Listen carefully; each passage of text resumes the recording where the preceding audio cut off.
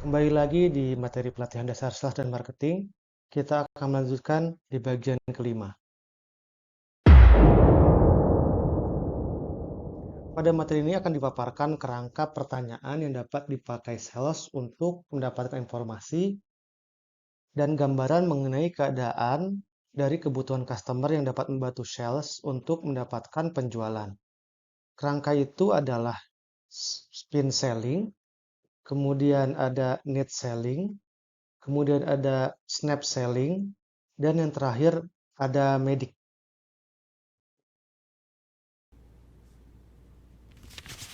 Spin selling. Spin selling merupakan metode penjualan yang dikembangkan oleh Neil Rackman pada tahun 1988. Nama spin adalah singkatan dari beberapa pertanyaan yang dapat diidentifikasi oleh Rackham sebagai kunci dalam proses penjualan. Pertama adalah situation question atau pertanyaan situasi. Kita harus bertanya mengenai informasi tentang situasi dan kondisi saat ini dari calon customer. Pertanyaan jenis ini akan membantu sales memahami konteks dan lingkungan di mana calon customer beroperasi. Bagaimana kabarnya, gimana kondisi di sini, dan lain-lain. Yang kedua adalah problem question atau menyelidiki masalah atau tantangan yang dihadapi oleh customer. Pertanyaan di sini membantu sales mengidentifikasi area mana di mana produk atau layanan kita bisa memberikan solusi. Ada masalah apa? Biasanya nyambung dengan pembahasan dari situasi sebelumnya atau dari situation question. Kemudian selanjutnya adalah implication question atau pertanyaan implikasi, yaitu pertanyaan yang mengeksplorasi konsekuensi atau dampak dari masalah yang diidentifikasi sebelumnya. Pertanyaan ini biasanya membantu sales menjelaskan kenapa solusi mereka itu penting atau solusi kita itu penting dan bagaimana dapat membantu calon customer. Implikasi adalah gimana akibatnya kalau masalah tadi itu nggak selesai atau dibiarkan saja oleh calon customer. Gimana akibat secara umum untuk perusahaan atau lebih jauh lagi terhadap pekerjaan atau karir orang yang kita ajak bicara. Kemudian yang keempat adalah need payoff question atau keuntungan. Pertanyaan tentang keuntungan ini adalah menyelidiki keinginan atau kebutuhan calon customer terhadap solusi. Pertanyaan jenis ini membantu sales membangun pemahaman tentang manfaat produk atau layanan yang ditawarkan dan bagaimana hal tersebut dapat memenuhi kebutuhan customer.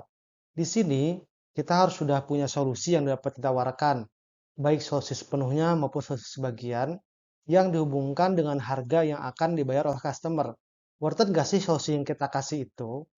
Metode spin selling menekankan pentingnya bertanya lebih banyak dan mendengarkan dengan cermat. Pemahaman yang mendalam tentang kebutuhan dan masalah customer itu akan menjadi dasar yang menyusun tawaran penjualan yang relevan dan meyakinkan bagi customer. Kemudian selanjutnya adalah need selling. Need selling adalah metodologi kualifikasi penjualan yang dibuat oleh Richard Harris yang terdiri dari 4 elemen, yaitu kebutuhan atau need, ekonomi atau dampak ekonomi, kemudian akses terhadap otoritas, dan timeline. Ini mendorong kita untuk mendengarkan apa yang dikatakan calon customer dan membantu kita untuk memenangkan kepercayaan calon customer dalam proses penjualan. Sebenarnya need ini mirip-mirip dengan selling, tapi ada beberapa penekanan yang berbeda dengan metode spin. Itu bisa kita lihat pertama adalah need question. Need question ini mirip sih dengan spin. Kita akan mengajukan pertanyaan yang apakah yang dibutuhkan customer. Nah, salah itu mengajukan pertanyaan menyelidik selama fase ini untuk lebih memahami latar belakang, background, situasi tadi seperti di spin, prioritas, kemudian keadaan calon pembeli di sekitar kebutuhan beli mereka. Yang kedua adalah economic question, yaitu seorang sales itu harus bisa menentukan secara tepat nilainya itu solusi itu berapa bagi calon customer dengan bertanya, apa sih dampak finansial atau dampak ekonomi dari solusi tersebut atau solusi buat Bapak itu dengan solusi yang kita tawarkan itu apa sih keuntungannya? Karena akan lebih mudah untuk menyajikan solusi kepada customer ketika sales itu konsentrasi terhadap dampak ekonomi atau keuntungan real secara keuangan itu bisa diukur lebih nyata. Kemudian yang ketiga adalah access to authority, adalah bagaimana menemukan penentu keputusan. Ini membedakan dengan metode spin sebelumnya. Jadi kalau di sini siapa sih yang mempunyai wewenang untuk menentukan pembelian? Apakah ada satu orang atau ada beberapa orang dengan posisi yang berbeda? Apakah orang itu memiliki otoritas yang lebih besar dibandingkan orang lain? Kemudian juga menentukan itu pemahaman kita terhadap eh, beberapa orang yang mempunyai interaksi satu sama lain dan cara kerja dalam organisasi.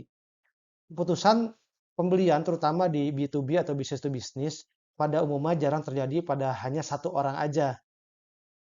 Sebelum kita berbicara dengan seseorang yang memiliki daya beli atau bisa membuat keputusan akhir, biasanya kesepakatan akhir itu memerlukan pembicaraan sebelumnya dengan beberapa orang. Biasanya kita sebut user misalnya akan menggunakan. Mungkin purchasing juga bisa dibagi-bagi kadang-kadang, dan lebih tinggi lagi ada direktur dan lain-lainnya. Kemudian semuanya itu dalam posisi dan tingkat otoritas yang berbeda. Kemudian yang keempat adalah timeline. Ini juga yang membedakan dengan metode spin selling. Dia udah memasukkan variabel waktu. Karena seorang sales itu harus menciptakan timeline yang realistis untuk menutup penjualan atau closing selama tahap timeline proses penjualan. Penting banget untuk mempertimbangkan jadwal customer. Dalam artinya apa sih? Eh, Mereka tuh biasanya punya timeline, apalagi di B2B ya. Seberapa cepat mereka ingin melihat atau mendapatkan produk yang kita jual saat mengimplementasikan timeline. Penting juga untuk mengetahui siklus anggaran dan pembayaran, karena biasanya kalau di pabrik atau di industri itu biasanya dia ada anggaran tahunan, jadi ada masa untuk membuat penganggaran, ada masa pembayaran. Kadang-kadang kalau lewat, kita akan telat dibayar. Jadi itu penting banget untuk menentukan itu karena proses pembayaran juga akan menentukan margin yang akan kita bikin untuk produk atau solusi atau layanan yang kita kasih.